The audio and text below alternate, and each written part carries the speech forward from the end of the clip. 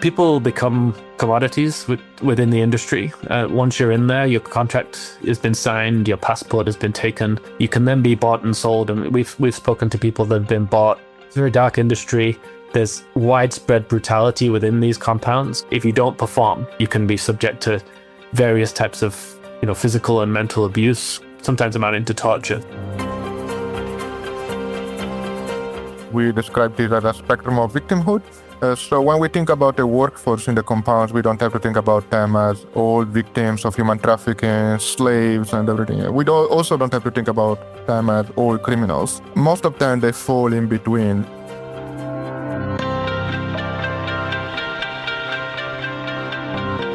Hey everyone, it's Paul here. Today, we're discussing a very dark side of the digital economy. Have you ever received an innocent text that looks innocent, that says, hey, how's it going? And, you might respond to it. You might not. But behind that is a massive fraud network on the other end. It's not just some individual hacker. It's probably part of some kind of huge fraud network. And we're going to unpack that today in terms of what's going on with online fraud and these large-scale digital scams. So that what you get as this innocent little message is actually maybe thousands of people linked to it. So we're going to talk about so-called pig butchering, fake jobs, impersonating authorities, and a lot more. It's a little bit like a true crime episode today on Policy Prompt. We're not talking about a few hackers working out of a basement. This is industrial scale fraud zones, trafficked and forced labor run out of guarded compounds using sophisticated technologies, targeting victims worldwide. It's a global network for sure. And there's this epicenter that's emerged in Southeast Asia that we're going to take a look at. I'm talking with two of the authors of the book today on scam inside Southeast Asia's cybercrime compounds. What really struck me about this book is the scale of what's going on. I really hadn't thought about those numbers, the number of workers in these compounds, the billions of funds that are in play, and actually the physical size of these sites themselves. It's a whole kind of ecosystem around them, and the number of countries that are pulled into this web, whether it's on the labor side or the transit points for money or the targets for scams. And technology, of course, is central to a lot of this. It does make scams much easier to scale now. You can use text, social media, encrypted chats. There's AI-assisted stuff, fast payment systems.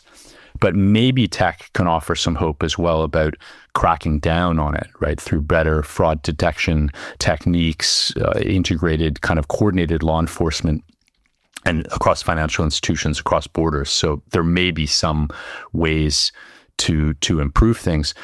Bottom line is, are things getting worse? Are governments cracking down? That's one of the things we're going to talk about today. Are people more wary about getting tricked? Are they more wary about taking these too good to be true jobs that turn out to be forced labor, or taking the bait on a scam? Probably not, but let's see what the authors say. Today we have Mark Bowe, who's a researcher and long based in Asia, in East and Southeast Asia, working with local civil society partners to improve practices and development projects. He uses his financial background skills to investigate stakeholders involved in Asia's online gambling, fraud, and money laundering industries. Ivan Franceschini is a lecturer and author based at the Asia Institute, the University of Melbourne, and he focuses on ethnic Chinese transnational crime, especially in the field of online fraud. The book's third author, Ling Li, couldn't join us today because I think she's working on a PhD somewhere.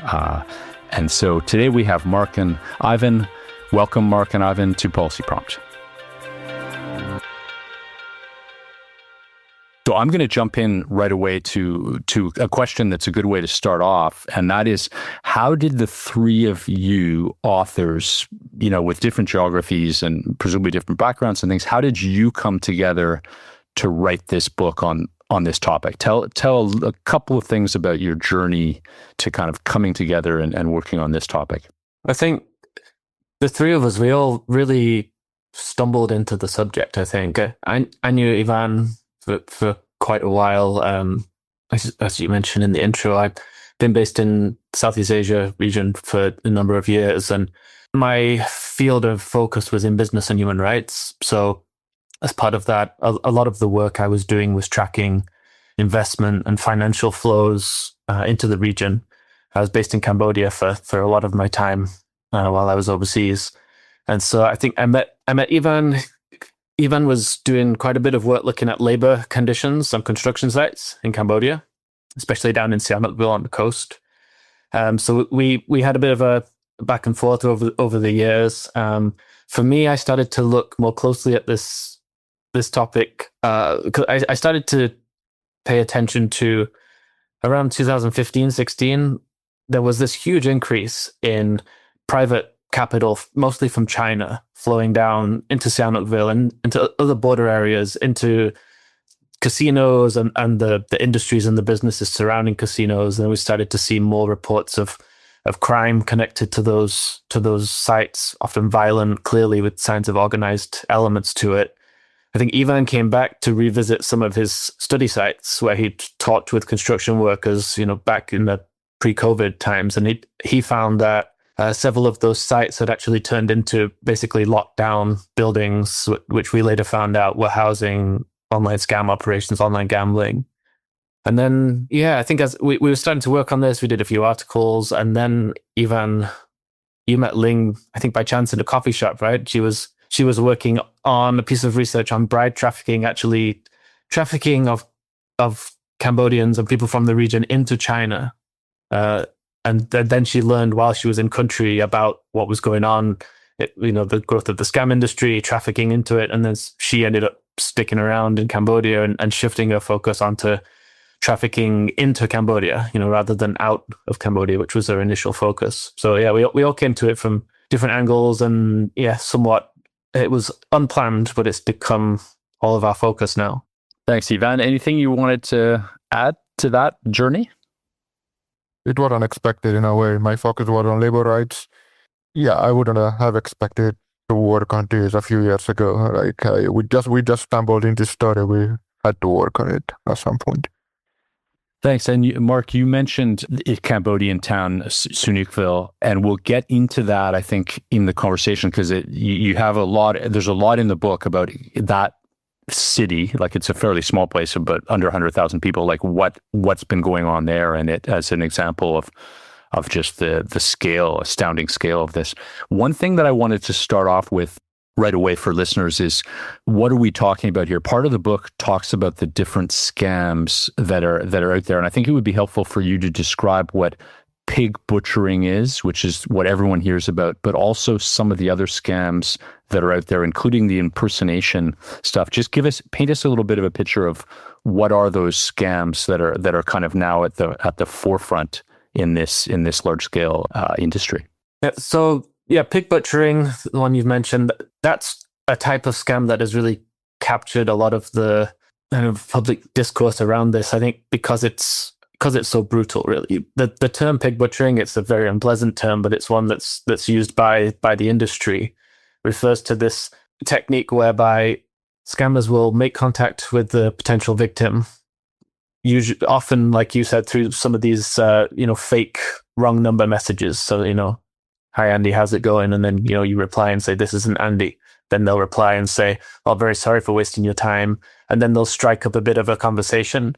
And they'll be doing this by the thousands. So you've got the SIM boxes that will be sending out tens of thousands of text messages. Most will fail. A few will get a response. And then from that, a few more will get a bit of a conversation going. And then you'd think you wouldn't fall for it, but they're very good. And they do manage to suck people into the conversations, build up a bit of friendship, sometimes romantic, but not necessarily.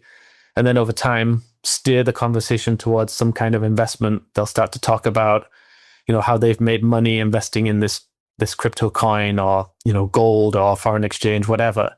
And then they'll pull people into making some small investments on a platform that they recommend, when it will in fact be a website or an app that they control, but looks very convincing.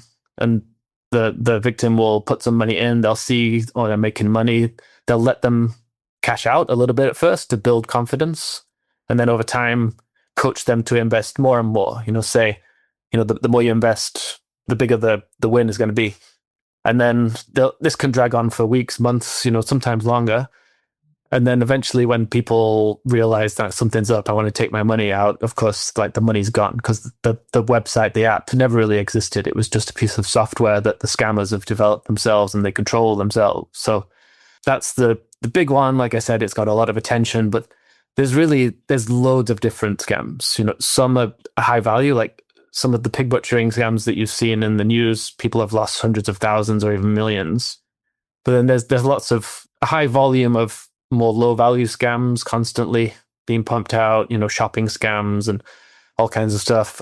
Law impersonation scams really they're a big problem in the Asia region, but I think spreading as well. It involves usually someone receive a call or a message saying that they're under investigation for something. Sometimes it will be these people posing as police will say, we've intercepted a package with some like illicit content, like we've intercepted a package of drugs addressed to you and you're under investigation. Sometimes it's very sophisticated. They'll have a police uniform. They'll set up a whole police station set behind them for video call, and they'll convince people that it's real. They're under investigation.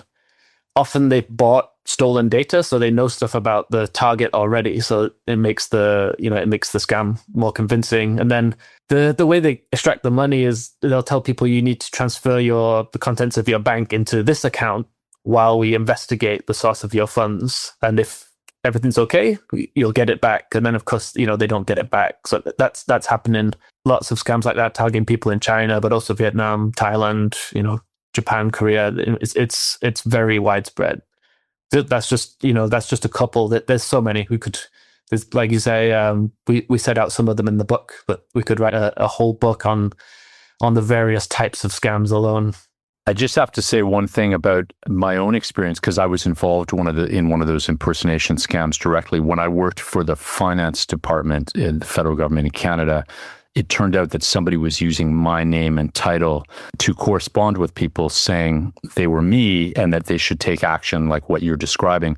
Ultimately, I got a phone call from a family member saying, this was within Canada, are you Paul Sampson? I said, yeah. And they said, are you the author of these things? And I said, no, absolutely not. Right. Like, so that it was, and there was an investigation and things that went on, but it led nowhere. Right. But it'd been going on for quite a while. So I've seen that directly, and it happens everywhere. Yeah, they're very good. They will have gone online and looked for someone in a regulatory role. They found you, they found your picture, they found your profile, and they just use your profile. They're very good. Yeah. In this case, there was no image used or anything like that, but there was a name and a title. You mentioned as well that you got very focused on this, let's say around 2015, 2016, because there was a spike in activity. Things were starting to show up on your radar more. And then, you referred to the scamdemic, or others at least have talked about that. And then COVID kind of entered a whole new realm, right, for the ability to have these larger scale scam operations. Do you want to talk a little bit about what happened there? What was the COVID dynamic that kind of pushed this up? So one thing we do in the book is to look back at the history of the industry. We try to trace back to understand where this operation came from, because it's not that they happen overnight, they suddenly appear.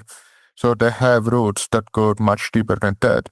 So we look back to the 90s, we look back to Taiwan originally, to the first operation, this kind of telecommunication scams, and then we look at mainland China, and we look at this first nucleus of scam operation like over 20 years ago. And we tried to trace how they moved over time, over the past few decades. And we saw that in the 2000s, they started moving out of China and Taiwan. As the governments started to crack down harsher and harsher, they started to move out, and then they had to find new places to move, to be based in. So they moved to Southeast Asia, certain parts of Southeast Asia. So we saw that at the beginning, I think in the early 2010s, we see a spike in activity in Southeast Asia, mostly in Cambodia and the Philippines, and Laos and Myanmar to a lesser extent at that time. But we see these operations taking root in the region. But the thing is that at the beginning, these operations, which were mainly staffed by ethnic Chinese scammers, they were mostly ethnic Chinese, which means Taiwanese, people from mainland China, also from diaspora. At the beginning, they were quite small. They were based in villas, in apartments, hotel rooms, so they were quite small. These operations were all quite small. what we saw is that in the second half of the 2010s, they started to grow. They started to get bigger and bigger. And we saw that at the end of the decade, before COVID, they started to coalesce into these bigger facilities, the scam compounds that we discussed in the book. Basically, much, much bigger facilities. I mean, there are facilities of all sizes, but many of them are quite big. So you have compounds where you have dozens of different operations working together, sharing the same infrastructure. And we start seeing that before COVID. And this is part of the industrialization of this kind of scam economy. We see the operation like getting bigger because they can count on better infrastructure, IT infrastructure, better services. They can count on local protection. So they realize that coming together and sharing infrastructure and paying together for protection and other fees was a better way to achieve profit. And COVID is like what boosted the industry. During COVID, people were miserable, were isolated. The technology, of course, kept improving over time. And then, COVID basically turbocharged the industry. And that's when we started seeing these compounds mushrooming all over these places of the state, mostly Cambodia, Philippines at that time, but Myanmar and Laos also. And then since then, these compounds have been growing in number, they have been growing in size, and then the business, the market has been growing increasingly big. So that's basically what we saw over the past 20 years, looking back. So these operations, they move around a lot. They move from place to place, responding to crackdowns. They respond to law enforcement crackdown and to measures taken by governments. I mean, there are push factors that are at play here. And we saw that in China and Taiwan. But then we also look at why, we try to understand why they chose certain locations, why Cambodia, why Myanmar, Laos, and Philippines. So that was important to us. It was important to us to go beyond the explanation, oh, this is a Chinese thing, these are ethnic Chinese scammers. We wanted to understand why they go to certain locations. And then in that case, one thing we realized, it's that explanation that has been going around, which is, oh, these places are lawless, there is that chaos and there is no authorities, or the scammers can do whatever they want. It's not very convincing.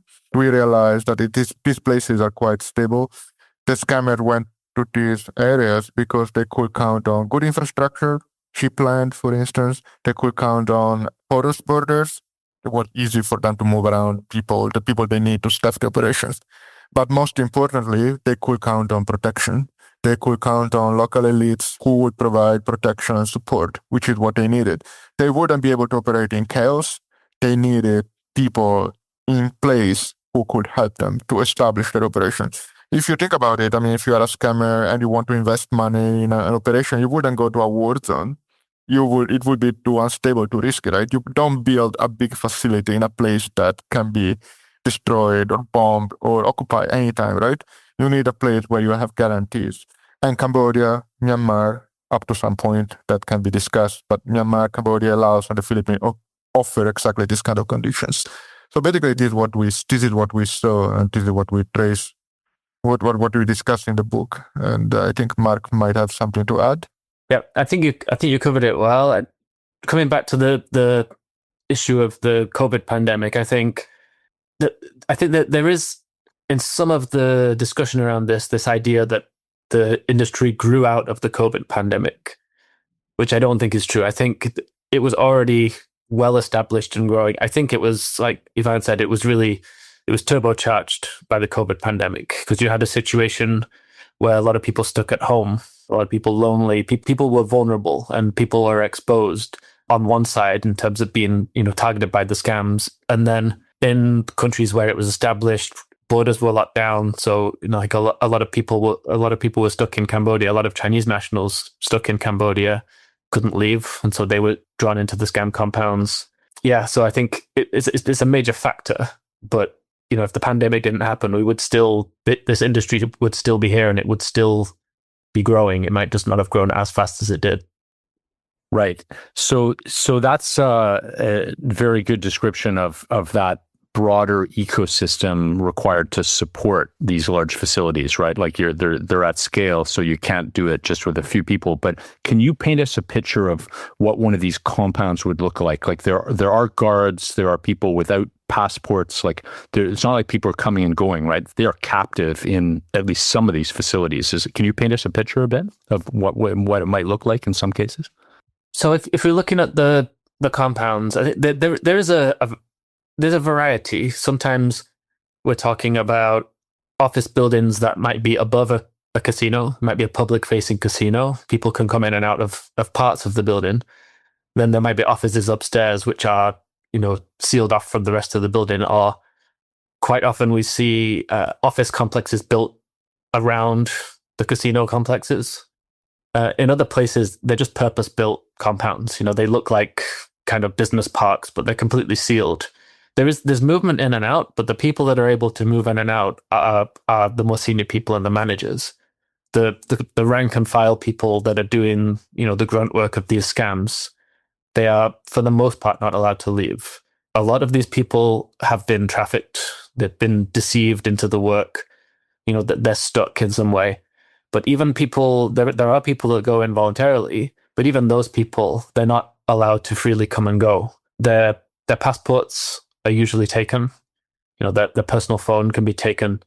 And once you're in, you're in. Very often you have to sign contracts, even saying that you'll work there for a year. If you break that contract, it will have written into it that you have to pay some arbitrary fine. And then, if you do break it, then they can add all these other fees that they can make up as they wish. So you have a situation where, basically people become commodities within the industry. Once you're in there, your contract has been signed, your passport has been taken.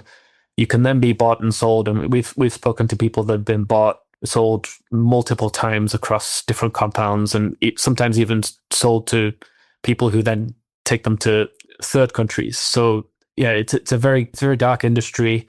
There's widespread brutality within these compounds because they're kind of these areas of exception. Like within these compounds, the bosses and the managers rule. If you don't perform, if you don't meet they'll set you KPIs. They'll set you key performance indicators. If you don't contact enough people in a day, if you don't make enough money in a month, you can be subject to various types of physical and mental abuse. Sometimes amounting to torture. So like very dark places, very strictly controlled. Yeah, in the book, you paint the picture of the compounds, but you also give stories of people that got out and told their story and things, because it's all very patchy, right? Presumably, there's a lot we don't know. But one thing in the book that I think is fundamental is that was new to me is that who are the criminals and who are the victims here. That you want to be careful in. The end person getting scammed is clearly a victim, but you're describing a whole lot of victims along the chain there, right? Including people that are potentially trafficked or certainly captive and doing this against their will, even though they're doing a scam, right? So it's the instigators are the ones that are kind of the pure criminals, and everyone else has got a bit of victim and criminal attached to them. Is that, I've painted it in a kind of a black and white way, but how would you describe that spectrum, let's say? I think what you just said is exactly the right word. It is a spectrum.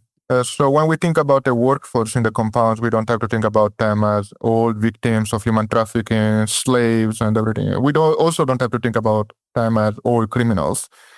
Most of them, they fall in between. Spectrum is exactly the right word. This is what we use now. We describe this as a spectrum of victimhood. On one side, you have the criminals. There are the manager, you just discussed, the manager, the masterminds. Yeah, they are criminals. But you also have frontline scammers who enter the compound knowing what they're going to do. They know what they're going to do. They expect to be able to make money. Sometimes they do. And so these are criminals who walk into the compounds in full knowledge of what kind of activities they will be engaging in. And then they decide to stay in of their own volition. We can discuss their motivations. Many of them might be inside because they don't have for a lack of opportunities. They don't find other ways to make a living in the place where they come from. We can discuss that. But they willingly engage in these activities and they continue to do so. And then on the opposite side, or exactly at the other opposite, at the other extreme, you have the so-called, call them pure victims. You have minors, you have people who are trafficked, who are tricked inside. people who even refuse to do scams. They get in and then they come up with all sort of excuses not to do scams, and then, and then they get tortured and all sort of horrible violence. So you have two extremes, right? But in the middle, you have other types. I will say we have two main types we can say. So one is the people who enter the compounds willingly. They think, okay, I heard the stories, but I think I can manage. I'm smarter than them. I can make some money and then I will get out when I want. So they get in, they know what they're going to do. And then once they're in, they realize that they cannot get out, right? So, but they knew what they were doing. And now they're in, they're stuck. And they are tortured sometimes. They are subject to violence like all the others. So what do you make of them? I mean, of course, they were criminals, but now they're also victims. And so it's like very, very blurred. And if you're law enforcement, if you're an NGO with limited resources, and you have to prioritize someone, these people might fall between the cracks because you don't know what to make of them, right? It's difficult. But they're still getting tortured, so we see them as victims like the others. But then you have another category, which is it's not very visible. It's the victims, people who get in because they're trafficked or tricked and everything.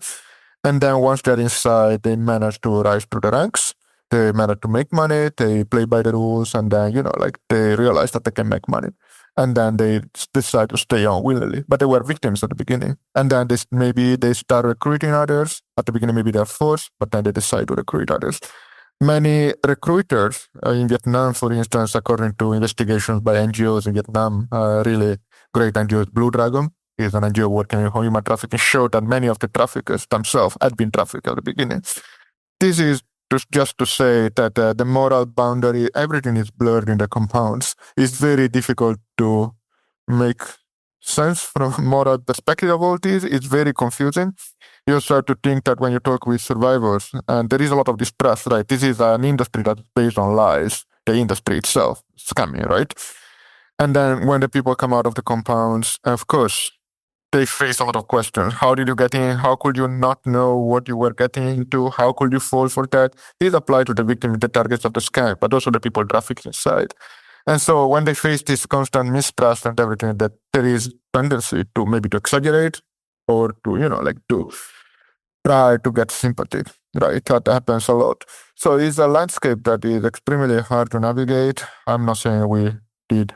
I mean, it's very hard for everyone to make sense of all of this, and also to navigate, also to talk about these things. It's very, very difficult because, the victims of scams, they suffer. It's extremes. What they suffer is extreme psychologically, financially, everything. Like their lives are destroyed by these people. And then we are here trying to find ways to talk about the other side and try to make sense of this kind of universe, this kind of ecosystem where all these moral boundaries are blurred. And it's really extremely difficult. It's very hard for us to try to find the words to discuss this. And the book is a result of constant negotiations and discussion. Are we going too far here? Is it this the right description? We feel a lot of sympathy, of course, for the victims of the scams. And we are also trying to describe how the other side works without discounting all the suffering that these scammers have been causing. Policy Prompt is produced by the Center for International Governance Innovation. CG is a nonpartisan think tank based in Waterloo, Canada, with an international network of fellows, experts, and contributors. CG tackles the governance challenges and opportunities of data and digital technologies, including AI, and their impact on the economy, security, democracy, and ultimately our societies. Learn more at cgonline.org. Let's go to another topic here that I think comes out a lot in what you've done, and that's the scale of what's going on here. Like we've talked about it already. Obviously, data is hard to come by in some ways, but you've very painstakingly looked at any kind of source you could find, whether it's official data of some sort or testimonies and other things, NGO work. But so what do we know about the numbers, if I can put it that way? Like you've mentioned some very large numbers. Can you just talk a little bit about the scale of this in terms of, number of people involved, the dollars we hear something about, at the end point, but what kind of numbers do we have here? Yeah, like you say, it's a tricky one because There's underreporting in a lot of places. Then where there is reporting, different countries are using different reporting methods. They record different things in different ways. So we don't have complete data sets. There's a lot of gaps. So we're kind of piecing together what we can. But I think last year, I think the US recorded $10 billion lost to online scams. That was just in the US. In China, I think it's probably a lot more than that. When you look just last year, that Chinese government released the figures on how many scams, the value of the scams they'd managed to stop, which was already higher than that. And we can assume that a lot more won't be stopped. The UN has estimated more than 30 billion in 2024 across the Southeast Asia region. So I think very easily this could be costing, people across the world, more than 100 billion a year, very easily. Because also many scams are not even reported. So it's a huge amount of money. And you can see from the profits that are being made when, there's been a couple of cases recently where sanctions have been levied against several alleged masterminds and business groups that are linked to the industry, and there was an indictment against one person in the US. And if you look at the numbers that they're talking about there and the wealth that they own, the properties that they've been able to purchase around the world, it's clearly incredibly lucrative industry. In terms of on the side of people working inside the compounds, again, it's a lot of, I think, is educated guesswork. Different UN agencies have estimated upwards of 100,000 people working in Cambodia. I think it's a lot more than that. Upwards of 200,000 in Myanmar. Again, really hard to estimate. But across Southeast Asia region, I'm sure there's more than 500,000 people working in the industry. Not necessarily all trafficked. Like Ivan said, there'll be some people that are professionals, some that are trafficked, and then the many shades of grey in between. So we're talking about a lot of people harmed, a lot of money being made. Yeah, it's astounding, really. Those numbers are just so large. But the fact that there are billions in play here creates enough incentive to keep doing this, but also to squeeze out, because it's partly a numbers game of volume, right? That if you've got thousands of messages going out, you get a few hooks where the fish bites. You kind of want this cheap labor kind of approach to it. So it's kind of it's a bad constellation of things here that push this to be a viable activity from a financial criminal perspective, and that doesn't seem to be slowing down, right? Because a lot of it's unreported, as you say. Maybe that segues to what are governments doing in terms of prioritizing this, right? Like they're cracking down on certain elements at certain times, but is there more of a, is it moved up the list of priorities for some national governments? Is there more coordination happening now? Like what's the state of play there? It's definitely moved up the list of priorities for sure. I think back to early on when I was first really looking at this around 2020, 2021. I was in Phnom Penh at the time, and I was trying to talk to different embassies, different agencies there. And it was really hard to get people's attention, and I understand looking back now, it was frustrating at the time, but there's many other priorities. And if this wasn't really well understood, people didn't know the scope and, how abusive the industry was, but it was hard to get attention. But I think we've, especially in the last year, think that there's been kind of a pivot. Like I mentioned, there were sanctions in October against one group that is allegedly, a major player. And those sanctions, that has had a bit of a domino effect. So you've seen now investigations ongoing in Thailand, in Singapore, Japan. Just a couple of hours ago, South Korea issued huge sanctions. I've not seen anything like that come from South Korea before, against more than 100 people and entities connected to the industry. It's really, UN agencies, Interpol, Europol. There's a lot of focus going on into this now, which is very encouraging. But at the same time, like Ivan said, the reason why we believe this ended up taking root and expanding in the countries that it did is because the environment was receptive to it. There's an enabling environment in that yeah, you need infrastructure of a certain level to sustain this, but the really key thing is elite allies. So, in Cambodia, we've seen at least two senators, their properties like very credibly linked to the industry. A lot of very powerful business people, the business elite, and also elite families linked to people or places that are involved in this industry. And so, as long as there's that protection on the ground, it's very hard to crack. It's kind of a constant cat and mouse game, right? So there needs to be more global coordination to squeeze this. There needs to be that external pressure because over the last 5 years, there's been law enforcement actually in various different countries.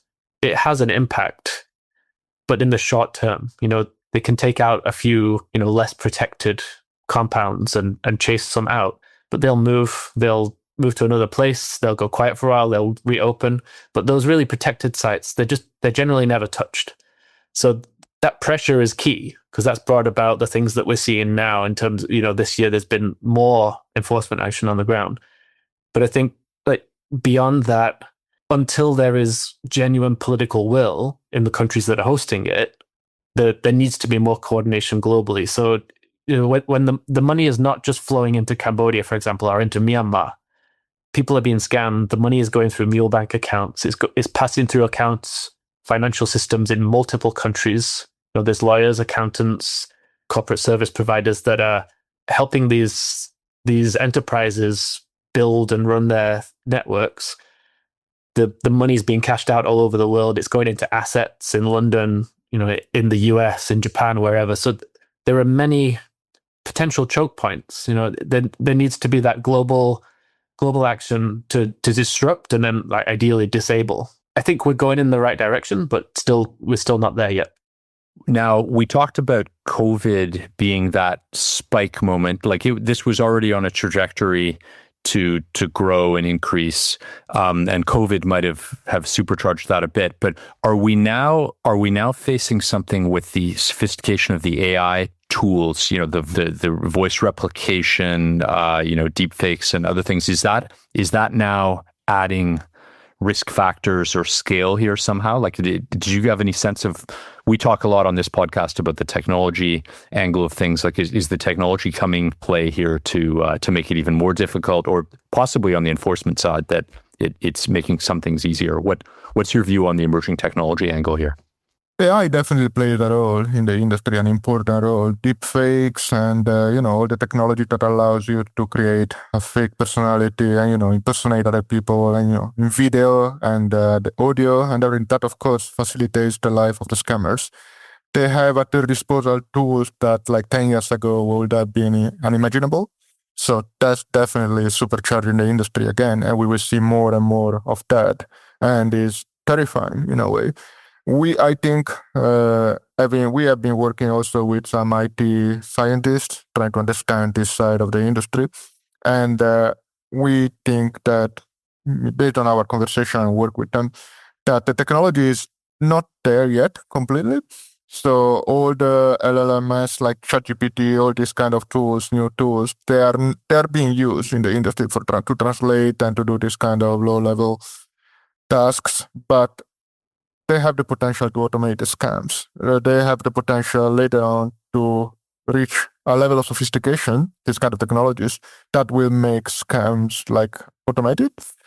And it's not that far in the future. In theory, we are not there yet. The scams still rely on human beings. They still need workers. Again, we see all this human trafficking. We also see these human operators behind the scams because they rely on these technologies, but they still need a human element, right? But based on our conversation with them, and they have been doing some experiments in this sense with bots and stuff like that. It is not published yet, but we hope it will be soon. But the conclusion they reach is that we are getting very close to a situation in which scams might get automated, which doesn't mean that the human trafficking side will disappear. That would be at least a silver lining, if you want, in a very scary situation. I mean, the slaves, the workers, the slaves, or the people inside a compound, they are sources of money in so many different ways, like ransom and other types of work. So, I mean, if AI gets more sophisticated, doesn't mean that this kind of low-level exploitation of human being will disappear. but it will definitely make scams even more widespread and even more difficult to detect. That I think is a safe conclusion to draw at this point. I will say we are not there yet, but we're getting very close. And that's something we should definitely be paying more attention to. We shouldn't think, oh, we are already there and this is already happening. It is not. It's going to get worse, technologically speaking. The whole industry is based on technological advancements. It's not based, you think about the scams as something creative. You think about the scammers as creative people, right? They are creative. They must be able to come up with creative way to target people, right? They need to be able to understand the way you think, what your desires and stuff like that. But the fact is that the industry grew so much. It's not because they were such creative people. Technology played a big role from the beginning, right? The whole industrialization, the whole ability of the sky, as Mark said before, they send out tens of thousands of texts, right? That's a very basic technology. It's not that advanced, but that's something that enables this kind of scams, right? And then every new step in technology will enable them to do more and more harm. So that's very scary. Yeah, that's very concerning. Yeah, it makes me think that, traditionally you think of an exchange of emails or texts and you get to know the person. It could easily go to that next level where you have a video persona with the voice you want to give it, and it matches actually the fake identity and it looks real, right? And in a way it just on a video it would appear to be the real thing, right? It would be that good. Adds another layer of deceit that makes it harder to detect a scam for some people. So the technology is going to matter here for sure. But there are sophisticated ways for tracking illegal, illicit finance flows and things like that are also advancing. So perhaps there'll be some things there. But it's an arms race, as you're saying. There's always one, getting one step ahead of enforcement. One question I wanted to ask, and I don't propose to dive very deep into it, but we're talking about Southeast Asia here because there's an ecosystem of location, labor, existing criminal networks, language.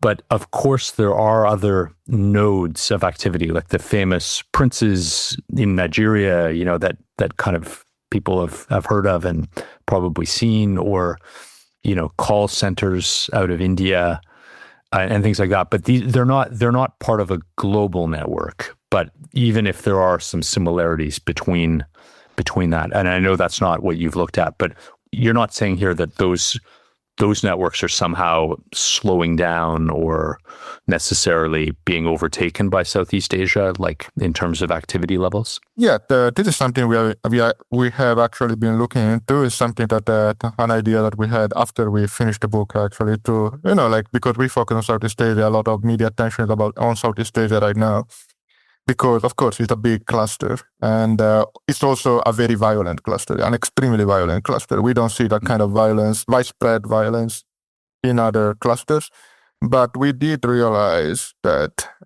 it's not the only one. As you just say, there are other clusters. They're called clusters. They're exactly clusters. Southeast Asia, West Africa, some part of Latin America, Eastern Europe, they all have their own online scam industry. And they might specialize in different types of scams, and they have their own groups and everything. And they are quite separate so far, it seems, but we are looking into this kind of overlaps. We see that there are some ethnic Chinese groups that were active in Southeast Asia. Now they are expanding in other parts of the world. We see traces of ethnic Chinese criminal groups in Africa, West Africa, but also other parts. We see them in Latin America. We see news of Chinese or other people from Southeast Asia citizens from Southeast Asian country getting arrested in Latin America, Africa, everywhere. Scam operations. So we are trying to understand how this works, if there are, how it works, because if they're connecting, they're linking up, it's not very clear yet. But that's definitely something that we need to look into. And because we always, people like us, and I am a China studies person, and I started looking into this cluster, and then other people are looking specifically into the West Africa cluster. So there are not many people who are taking a more global. There are some criminologists who have been doing amazing work in this sense, right? but they usually don't look at Southeast Asia. Southeast Asia is new. That's why it's making the news. But yeah, it's important to take a global view of the industry and try to understand how these clusters coexist, whether they compete, whether they work together, or whether they are just separate worlds. And so far, that's the assumption has been that they are separate worlds, but it seems that they are not really. It seems that there is increasing cooperation. We don't have enough elements to say now. But you really raise a really important point. I think if we had thought about that earlier, the book would have also been different. I would have wanted to add this kind of comparative angle, and because it's really important not to forget about all the other sides. And Mark might have something to add. Just that, my sense is that at the moment, we're definitely seeing groups moving into other regions. I'm not sure why at the moment. It could be that it's kind of, a natural expansion of a business, exploring new markets, as they call them. It could be hedging, that there is, there's a lot of law enforcement activity going on in the Southeast Asia region. So maybe there's some hedging against that risk, being able to explore new territories and move there if need be. But I think, yeah, we're still trying to work it out. We still don't have enough information, but there's definitely, there's more to look at there in terms of the, global connections.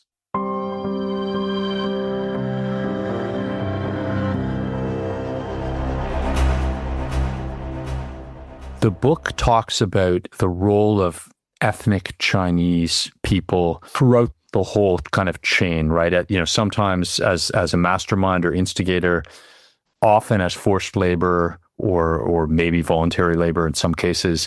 And then the final victim, a lot of them are Chinese. At least that's what I'm told when I speak with Chinese think tanks and others. They're like, that actually, and you said the numbers are unknown, Mark, but they're assumed to be large. So is the Chinese government, is it taking it more seriously now because there are a lot of victims here that are Chinese? Is it becoming more important for them, or is this kind of a runaway train that they don't really have too many levers to control? It definitely appears to be a major priority. I think it actually has been for longer than we realized, because at least when we started to really dig into this when working on the book, we started to dig more into older Chinese language news reports and also court documents where we could find them, or at least reports on court cases. And we found stuff going back years to the early 2010s. It was appearing in official documents, and it was a concern. And we found evidence of arrests being made in Cambodia, like 10 years before this hit the news, that there were some pretty significant arrests of people in Cambodia, in Laos, where people were deported under Chinese police escort, and they were linked to phone scams at the time mostly. So I think it's been a priority longer than we probably realize, but it's not really been broadcast by the Chinese government. I think the amount of attention they're placing on this has definitely increased, but I think they're also doing more to make that public, because I think one thing, there's definitely reputational harm that's occurred because of all this, but I think also that the Chinese population are really concerned about this, because scams are incredibly common. So many people have been scammed or know someone that has, and I think the Chinese state needs to show people that it's serious about this. It's doing something. So I think it's definitely a priority, and I think a lot of what we've seen, I mentioned before that there were sanctions from the US and the UK, which have put a lot of pressure on, but I think the earliest pressure was coming from China. So there was huge crackdowns in the north of Myanmar, and I'm sure that was that wouldn't have happened without pressure from China. I'm sure they're leaning on Cambodia, but I think one thing that this shows is, I think it dispels this idea that China is all powerful in the region. I think it's definitely having an influence when it comes to the handling of the industry, but I think it also shows the limitations of that influence as well. So as we wrap up here, any final thought from either of you that we didn't touch on that you really want to get out there as we take the last minute or two here? One point that we try to make in the book, that we try to raise every time, is that about the identity of the victims. Right now, I don't really have a sense of how widespread the idea is, but a lot of people have been saying that the people in the compounds, the victims of human trafficking and everything, they are a new type of victim. They are educated. They are a different type of survivors of human trafficking, modern slavery and everything. They are educated. They speak different languages. They have IT skills. So they paint them as this kind of new type of victims of human trafficking, with the idea that if you make that assumption, the idea is that these are privileged in some ways, people who just should know better because they're educated, they have opportunities and everything. So one thing that come out from our work is that this is not the case. We see so many people in the compounds doing this kind of scam work. They are really poor people with very low level of education who have never left their home countries before. So we do see some educated people for sure. But the case of Chinese, Vietnamese, Indonesian in some cases, survivors, but Vietnamese and Chinese for sure, they are the ones we engage the most with. We see really, really poor people who end up in the industry. That is often overlooked in discussion of the industry. There is this idea, again, that is a new type of slavery and everything. And that's something we have been trying to challenge with our book. I don't know. This is one thing that I don't think came up in our discussion, which a point that could be quite important to make. I think more people are realizing now what I just said, but I still see this kind of discourse going around sometimes, which is quite upsetting because it has very severe implications for the way in which these victims are being treated. So that's the only point I have. I think also another thing that has become really clear, especially over the last year, 2 years, how diverse the industry has become. We talked earlier about how it moved out of Taiwan, out of mainland China and spread into Southeast Asia. And the workforce to begin with was heavily dominated by mainland Chinese or ethnic Chinese from the region. But now there's more than 60 nationalities been recorded inside the compounds now.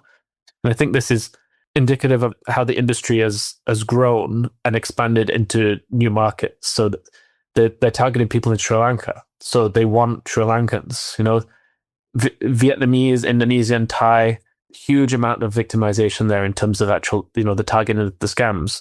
And so if you have nationals from those countries, you're going to be much more effective. You need people that know the colloquialisms, they know culture, they know when the holidays are, they know the festivals. So if you're doing a long con where you want to convince someone that you're a friend, and if you want to build someone's confidence, you need that diverse workforce if you're going to target diverse markets. So it's really complicated things because you've got now a lot of people coming from African countries where they don't have an embassy in the country or maybe even the region.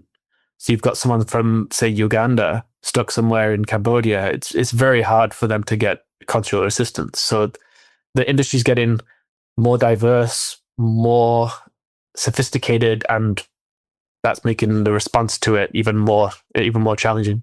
Well, thanks to you both for joining Policy Prompt today and for your tireless work that's been going on for a long time. All the best to you. Ivan, thanks for joining from Australia, where it's getting pretty late, I think, now. Good to meet you both. Thank you. Thank you.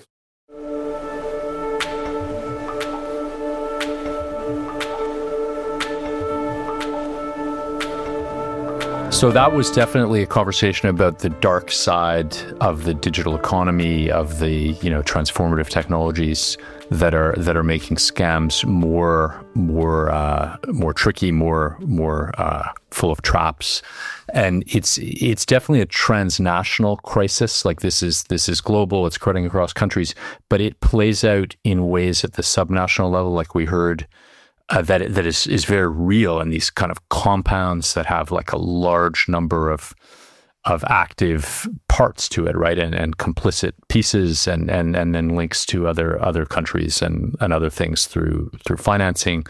But it's played out in Southeast Asia in particular, I think, in ways that people have not been aware of. Like we all get those messages on our phones, and we know there's a lot going on, but I don't think.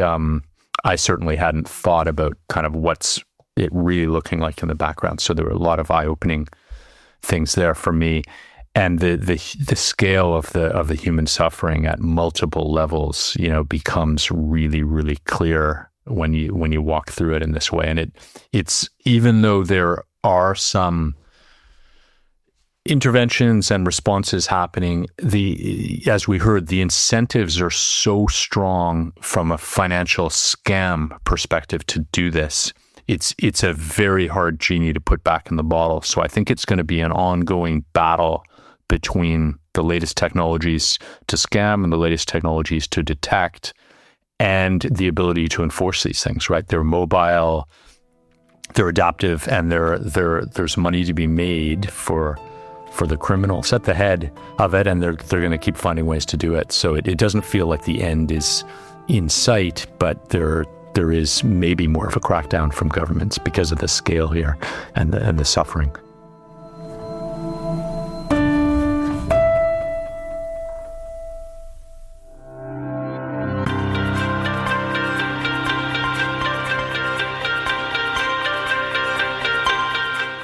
Policy Prompt is produced by me, Vas Bednar, and CG's Paul Sampson. Our supervising producer is Tim Lewis, with technical production by Henry Damon and Luke McKee. Show notes are prepared by Lynn Schellenberg. Social media engagement by Isabel Neufeld. Brand design and episode artwork by Abhilasha Dewan and Sami Chowdhury, with creative direction from Sam Soy. The original theme music is by Josh Snathlaga. Please subscribe and rate Policy Prompt wherever you listen to podcasts, and stay tuned for future episodes.